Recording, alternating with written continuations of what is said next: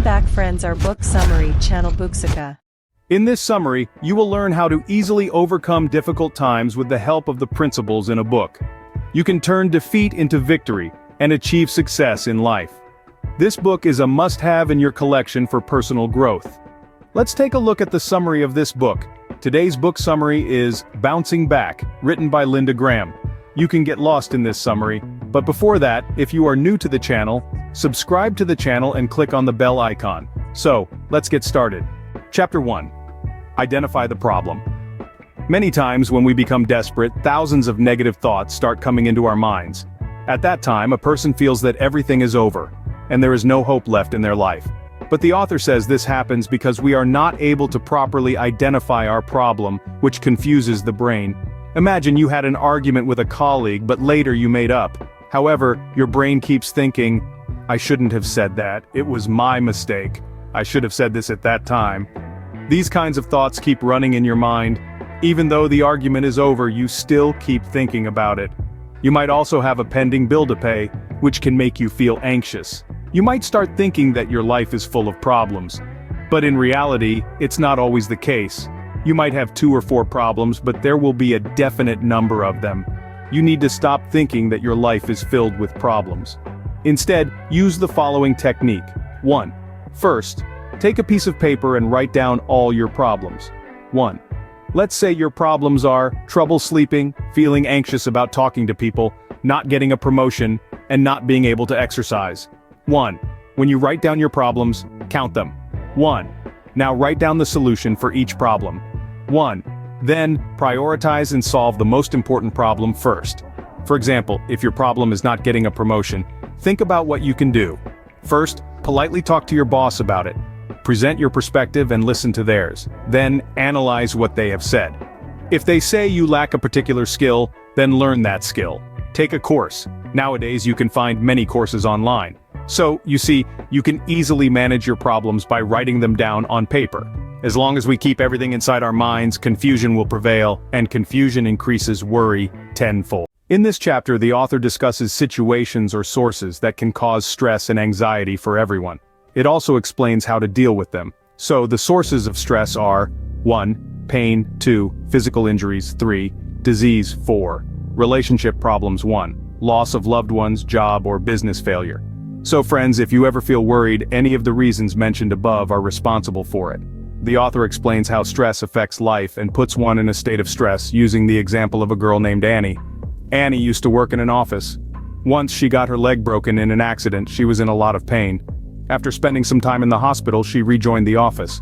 But now she noticed that she was slower than the others because her injury and pain had not completely gone. Her colleagues used to have parties, which she couldn't attend. This made her feel jealous, and she became very irritable. She even started blaming God and would often argue with her colleagues.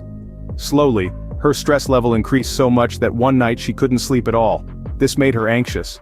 She vowed to become the cheerful Annie she used to be. Then she started following some steps, and within a few days she transformed into a calm, satisfied, and always happy girl. All her colleagues started liking her again. So friends, these are the steps. You can also use them to get rid of stress and worry. 1.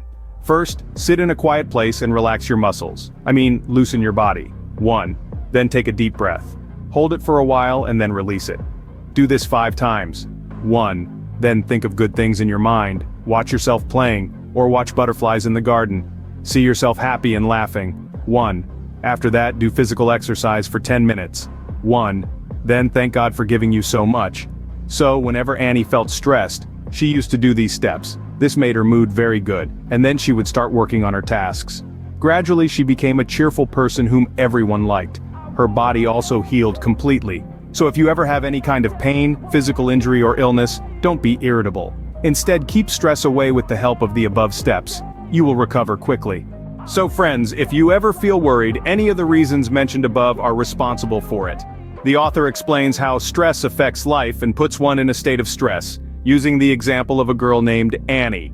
Annie used to work in an office. Once she got her leg broken in an accident. She was in a lot of pain. After spending some time in the hospital, she rejoined the office, but now she noticed that she was slower than the others because her injury and pain had not completely gone. Her colleagues used to have parties which she couldn't attend. This made her feel jealous, and she became very irritable.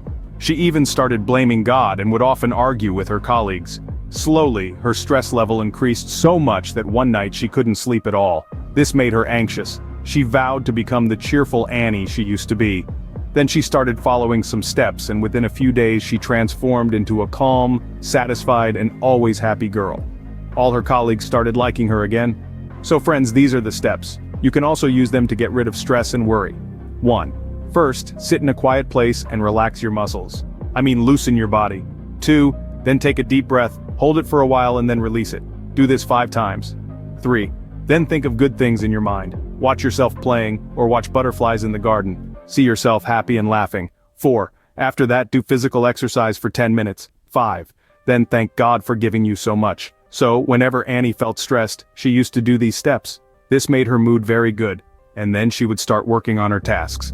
Gradually, she became a cheerful person whom everyone liked. Her body also healed completely.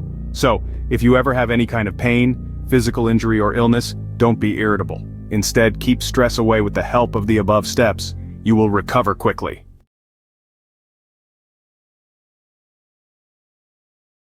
Friends, if you want to learn to bounce back in adverse situations, you also need to learn anger management. You have already learned to identify the problem and manage stress. Getting angry can be very harmful for your career and relationships.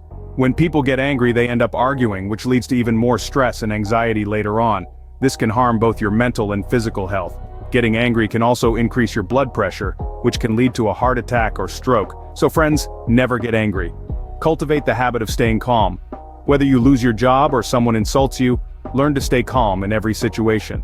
To control your anger, the author has suggested the following steps. 1. Time out. Whenever you feel angry, count from 1 to 10. This will give you time to think. When we are angry, we cannot think clearly and end up saying things we don't mean, which escalates the argument. So, when you count to 10, your mind will think about what to say to solve the problem without escalating the argument. This will prevent your mind from speaking irrationally in the heat of the moment. 1. Don't expect from people. Many times we get angry because people don't fulfill their promises or don't do their work properly. Suppose you asked your friend to do something and they enthusiastically agreed. But when the time comes, you find out that they didn't do it. In such situations, you will get filled with anger. The solution is to not expect too much from others and not depend on them entirely.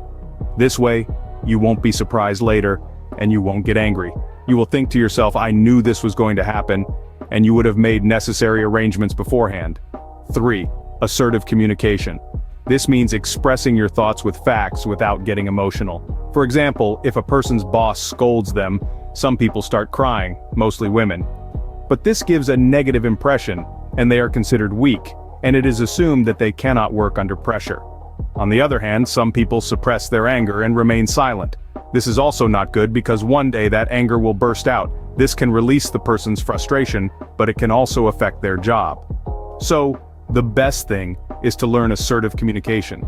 First, listen to what the boss is saying without focusing on their anger. Listen to the facts they are stating.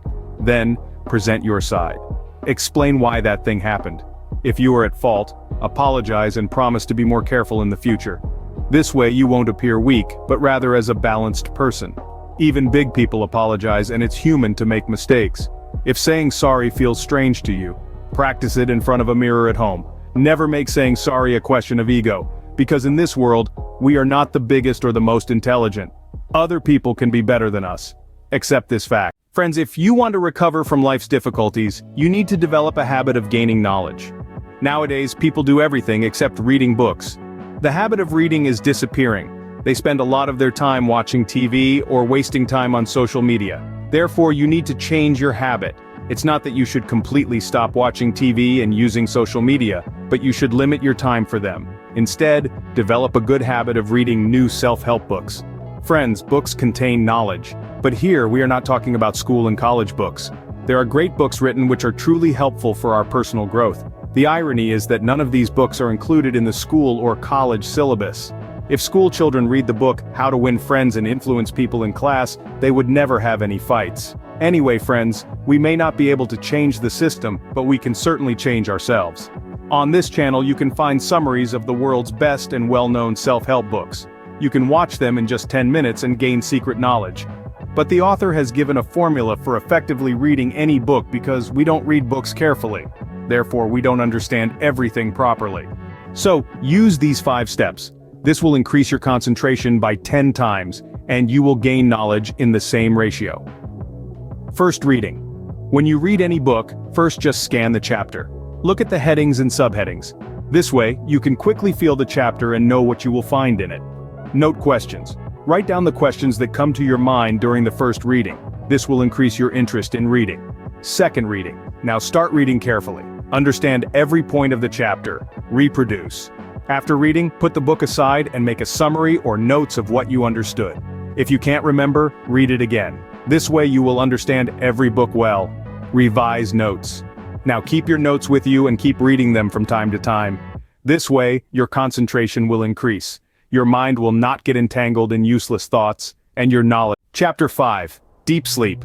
Friends, when we don't get good sleep, our stress and anxiety increase. We feel irritable all day and don't feel fresh. How will we overcome life's challenges in such a state?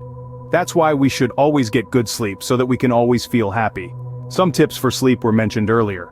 In addition to those, here are some things to do to improve the quality of your sleep. 1. Develop the habit of waking up early in the morning. This will help you naturally fall asleep early at night. 1. Avoid checking your TV and phone before sleeping. This will prevent the production of serotonin, which is a sleeping hormone, and you will have trouble falling asleep. 1. Sleep in a dark room. More serotonin is produced in darkness. 4. Exercise daily. Good sleep comes after getting tired. 1. Say positive affirmations before sleeping, such as, "I'm relaxed and calm, I'm satisfied with life, I will now get good sleep." 1.